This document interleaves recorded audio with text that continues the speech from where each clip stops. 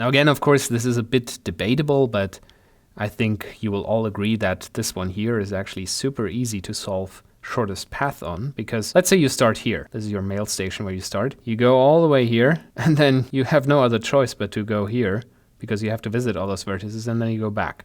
So there's not really any difficult choices that you have to make when you solve shortest path for this one here. Now this one here is a little bit harder. Let's say it doesn't really matter where you start out, because for a tour you can start out at any point because you have to come back to it anyway. Let's say you start out here and then you go up here, and then you already have your first choice to make. So do you go this way or do you go that way? Well, probably you want to go that way. But actually there are certain distances where you also might want to go this way. So you have to make a choice here. Let's say we go this way. And here we have to make a choice again. So do we go this way and back here, or do we go this way and here? So a little bit harder to solve because we have to make certain choices, but still not quite as hard as this one over here, which I would think is the hardest, because say we start out here. Oh, first choice to make, this way or that way? Well, that way. Oh, again, new choice, this way or that way? Let's go that way. So all the time we have to make choices which city to visit next. And this is really tough. So what does this have to do with what I just call distance from triviality?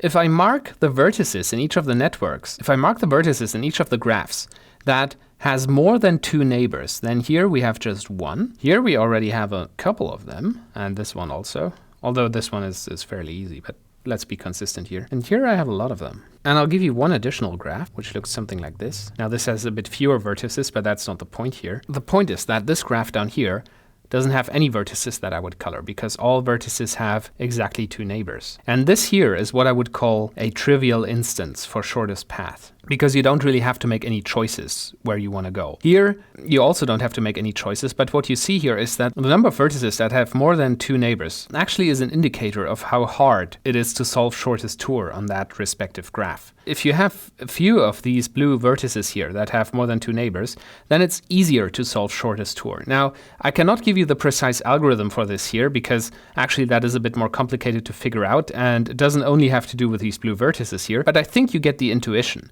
that we could try to use the number of these blue vertices or some additional structural information as a parameter. And it turns out that if you do this the right way, then shortest tour is somewhat fixed parameter tractable.